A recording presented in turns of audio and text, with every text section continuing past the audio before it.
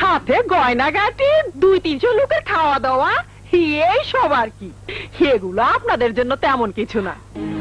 খালাম্মা, আপনি তো জানেন এই বাড়ি আমাদের নয়, সাময়িকভাবে এখানে আছি। তাছাড়া আমাদের অর্থনৈতিক অবস্থা আগের মতো তেমন ভালো নেই। এত টাকা কি কোন বাবা, দেশে আপনার মতো মাস্তানের উপর মাস্তান আছে নাকি? আপনি চাইলেই তো লাখ টাকা চাঁদা পাবেন, এই টাকা আপনার গায়েই লাগবে না। তাছাড়া নিজের একমাত্র বোনের বিয়ে দিবেন, টাকা খরচ করবেন না। কিন্তু আলম আমার মেয়েকে ভালোবাসে। ভালোবাসে বলেই তো এই সব কথা ওর সামনে বলা যাবে না, শুধু আপনার আর আমার মধ্যে থাকবে। কিন্তু একটা কথা বিয়েন সাহেবা, বিয়ের দিন সবকিছু যদি কড়ায় গন্ডায় বুঝায় না দেন, তাহলে কিন্তু আমি বরযাত্রী উঠায় নিয়ে চলে যাব।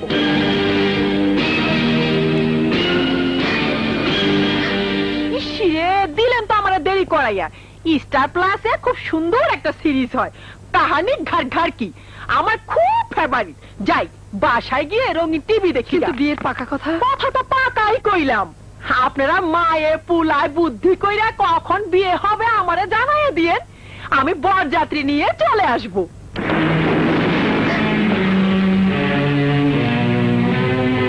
পাকা কথা তাহলে এক্ষুনি বলে দিচ্ছে, আমি আপনার প্রস্তাবে রাজি। বিয়ের আগে আমি সবকিছু ব্যবস্থা করে ফেলবো। আলহামদুলিল্লাহ। তাহলে বিয়ের দিন তারিখ কবে ঠিক করতে চান? আমাকে একটু সময় দিতে হবে, আমি আপনাকে জানিয়ে দেব। ঠিক আছে, আমি তাহলে যাই বিয়ান সাহেবা। আরে তুমি এত লজ্জা পাচ্ছ কেন মা? ইসরে কি সুন্দর, একেবারে চাঁদের টুকরার মতো চেহারা। কোনো চিন্তা করো না মা, তোমাদের বিয়ে যত তাড়াতাড়ি পারবো তত তাড়াতাড়ি দিয়ে দেব। মা গো, ও মা আসি। আরে শোনা,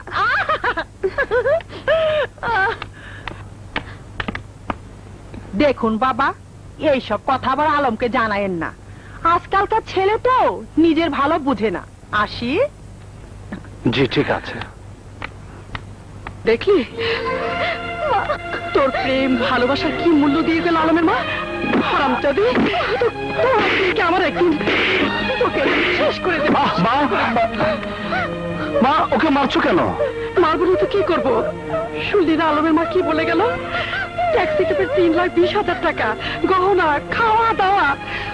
তুই এত টাকা কি করে জোগাড় করবি? কোত্থেকে জোগাড় করবি? দেখো মা, বোন আমার একটাই। তাছাড়া আলম সম্বন্ধে ওর কাছে যা শুনেছি তাতে বুঝেছি আলমের ঘরে ও খুব সুখী হবে।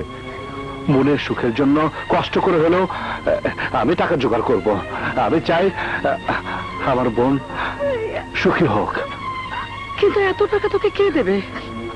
কিভাবে জোগাড় করবো জানি না, কিন্তু লোমনার সুখের জন্য আমাকে এতটুকু করতে হবে। লোমনা, তুই কিছু ভাবিস না, আমি এখনো বেঁচে আছি।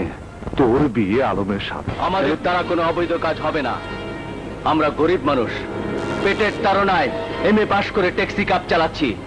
রাস্তায় সন্ত্রাসী হাইজ্যাকারদের ভয়ে জীবন হাতে নিয়ে গাড়ি চালাতে হয়। চোরা কারবারিদের অস্ত্রের মুখে আমরা কোনো অবৈধ মাল বহন করতে পারবো না। তাছাড়া আপনি যা বেতন দেন তা দিয়ে আমাদের পোষায় না। আপনাকে অনেকবার বলেছি, কোনো কাজ হয়নি, তাই আজ আমরা কাজ বন্ধ করে হরতাল ডেকেছি। আমাদের দাবি দেওয়া মানা না হলে অনির্দিষ্টকালের জন্য হরতাল চলবে। আমাদের দাবি মানতে হবে, মানতে হবে। আমাদের দাবি আমাদের দাবি। তোমরা যদি কাজ না করো তাহলে আমি তোমাদের সবাইকে পুলিশে দেবো। পুলিশের ভয় আপনি আমাদেরকে দেখাবেন না, আমরা জীবন দেব।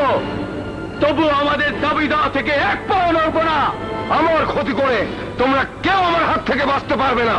মালিকের কালো হাত ভেঙে দাও, ভেঙে দাও। মালিকের কালো হাত ভেঙে দাও, ভেঙে দাও। মালিকের কালো হাত ভেঙে দাও, ভেঙে দাও। কি হয়েছে আজাদ, মন খারাপ কেন? বোনের বিয়ে যৌতুক হিসেবে 3,20,000 টাকা লাগবে, কোথায় পাবো এত টাকা? ইচ্ছে করলে তুমি চাইবার আগে মানুষ টাকা দেবে, কিন্তু তুমি তো আবার অবৈধ টাকা নেবে না। দেখি, আমার পরিচিত কিছু লোক আছে, চাইলে ওরা হাওলা দিতে পারে। তাই দেখো, যেভাবে হোক আমার টাকা চাই, আমার টাকা চাই। কি খবর শমশের? জেল থেকে কবে বেরোলে? 1 সপ্তাহ। আপনি কেমন আছেন স্যার? ভালো। স্যার, আপনার কাছে একটা কাজে এসেছি। কি কাজ?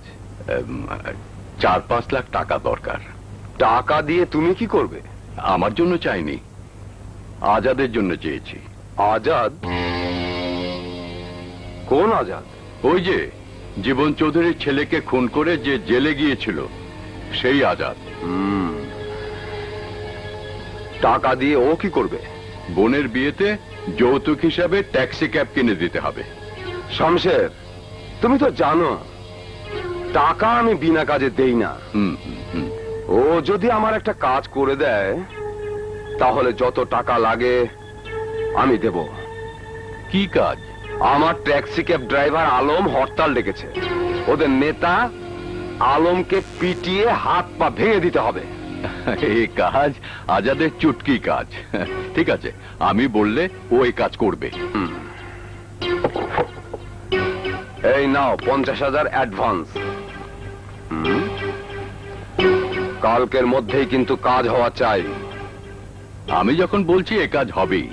আসি, আসসালামু আলাইকুম।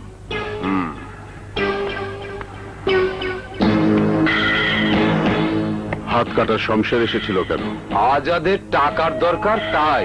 তুমি দিয়ে দিয়েছো? দিয়েছি, তবে একটা শর্ত দিয়েছি। আমার ট্যাক্সি ক্যাব ড্রাইভার আলমকে মারতে হবে। ও রাজি হয়েছে? গুড। ও নিশ্চয়ই মেরে আলমকে আহত করবে, তারপর আমরা আলমকে মেরে ফেলবো। ফেসে যাবে আজাদ, তাহলে আমাদের পথের কাঁটাও শেষ।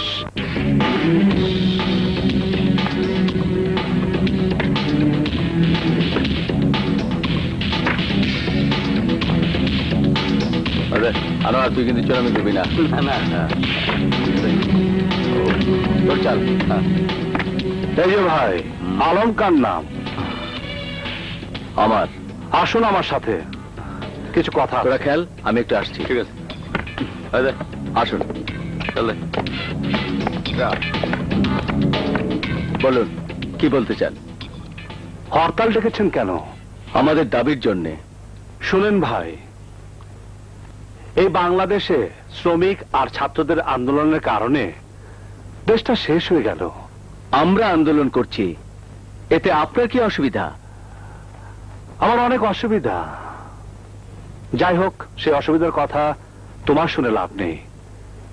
তোমাকে বলতে এসেছি, হরতাল ভেঙে গাড়ি নিয়ে কাজে বের হয়ে যাও। আপনি কে আমাদেরকে